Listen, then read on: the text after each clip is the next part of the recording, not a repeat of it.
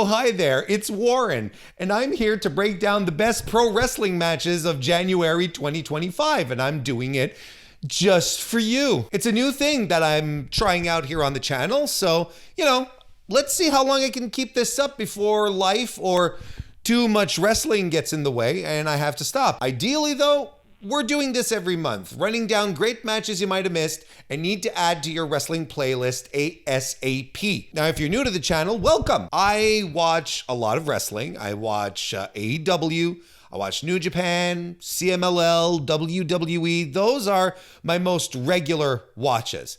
I also keep my ear to the ground, so if something's getting hype, I'm on it faster than a British YouTuber on a Tony Khan thumbnail. I'll check out the match, see if it holds up, and decide if it deserves a spot on this very elite, very scientific list. But Warren, you might be asking, wrestling is so subjective. How can you really say that these are the best matches? I just told you, my list is backed by science and magic. Science and magic. So yeah, both.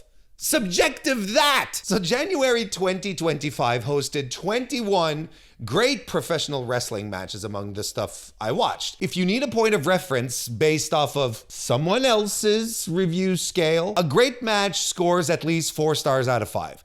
Don't worry though, I'm not about to break down comprehensively all 21 matches. What I will do though is put over the tippiest top matches of the month, meaning anything that I scientifically / magically score 4.5 stars or higher. At the end of the video, then, I'll rattle off the rest of the list without breaking down each one individually. Are we good? Good? And let's get started with a match that isn't just the best wrestling match of January 2025, but already a match of the year candidate. Kenny Omega versus Gabe Kidd at Wrestle Dynasty on January 5th. So this was Kenny Omega's big return to pro wrestling after almost dying because of diverticulitis over a year ago.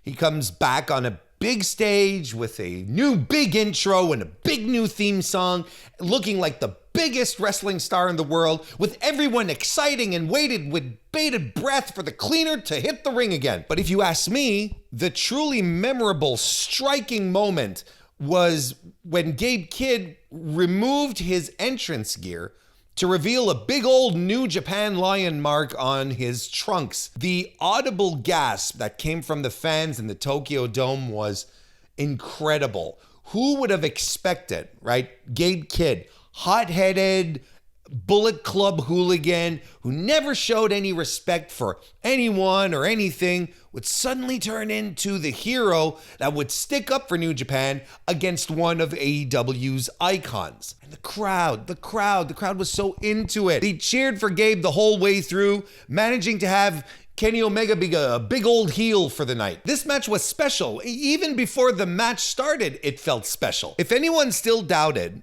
whether Kenny Omega could still go or thought he'd have to tone down his style, boy, this match made those people look silly, and they should feel bad. The big spots came in hot and fast, starting when Gabe set up 2 tables on the floor, only for Kenny Omega to grab him and launch him off the elevated stage right through them.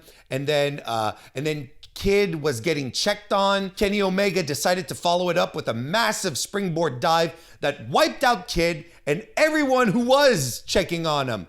In that very moment, it was crystal clear Kenny Omega was back. Kidd was now busted open, and he refused to back down. He fired up, grabbed Omega, powerbombed him through another table at ringside, then broke off a piece of the shattered table and smashed it into Omega's head.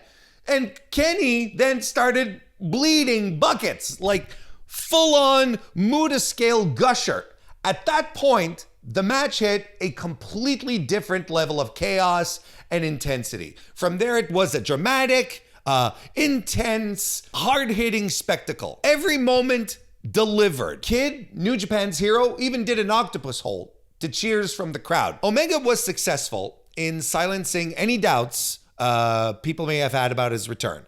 But even more impressively, Gabe Kidd proved that he could hang with one of the best in the world. In a New Japan that is scrambling to find its next big star with, Umino, Tsuji, and Umera, and some others, Gabe Kidd showed that he can be right in that conversation.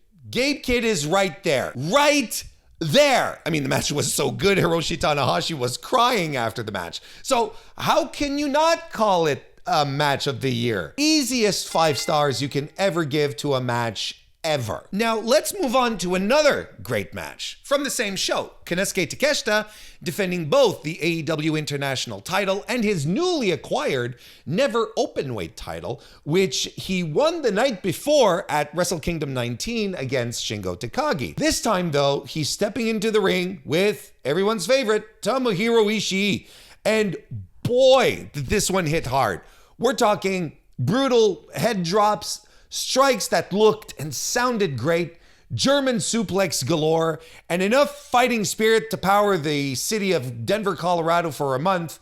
If Denver, Colorado was powered on fighting spirit, that was awful. This was one of those hard-hitting classics that make you fall in love with Puro.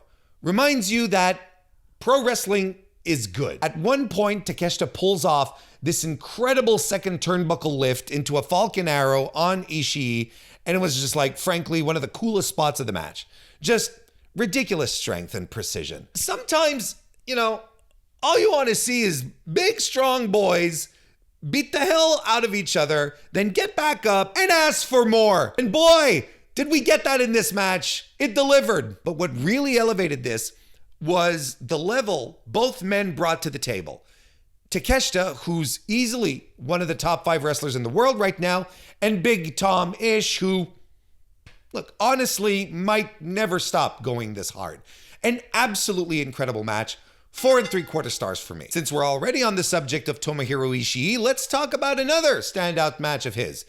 This time, the slugfest he had against Gabe Kidd for Kidd's strong openweight title at New Japan Pro Wrestling's Battle in the Valley on January 11th. This was a massive bruising fight between two guys who emptied the tank with strikes and superplexes and pile drivers. They went the full 30-minute time limit, which of course has set up a rematch. A 30-minute Iron Man match was officially announced for New Japan's Windy City Riot. I mean, I'm excited for this match, but also, isn't a 30-minute Iron Man match just a little weird when they just went 30 minutes and couldn't put each other down? Like, how does that make sense? What's the deal here? Just so happens this was also Gabe Kidd's first match since his showdown with Kenny Omega, and guess what? He looked great here too. Not quite the babyface he was in Japan, but man,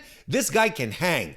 He hoisted himself into the conversation of young guys who absolutely could be stars in New Japan. And I am here for that. 4.5 stars from me. All right, let's rewind to January 4 and Wrestle Kingdom 19, where Yota Tsuji toppled David Finlay to claim the IWGP Global Championship. Let's talk about Finlay first, because his second half of 2024 was something else. He finally locked in his identity as this rugged, no-nonsense bully who just loves to manhandle his opponents. And in this match, that's exactly what he did. Going around throwing power moves, like for instance, 3 dominators in a row. He was relentless, forcing Tsuji to dig deep if he wanted the win. And dig deep he did. He weathered the storm, even eating a tremendous uranagi through a table on the floor. In the end, he hit the Gene Blast, sealing the deal and capturing the global title in the process. It was Yota Tsuji's match to win, to help cement him as a rising star in New Japan. But let's not overlook Finlay here, who lost upward. His trajectory, in fact, has been that. With every title he's lost, he's gone up another level. So, if you ask me, get ready for IWGP World Heavyweight Champion Dave Finlay this year, pals. He's figured it out and put it all together.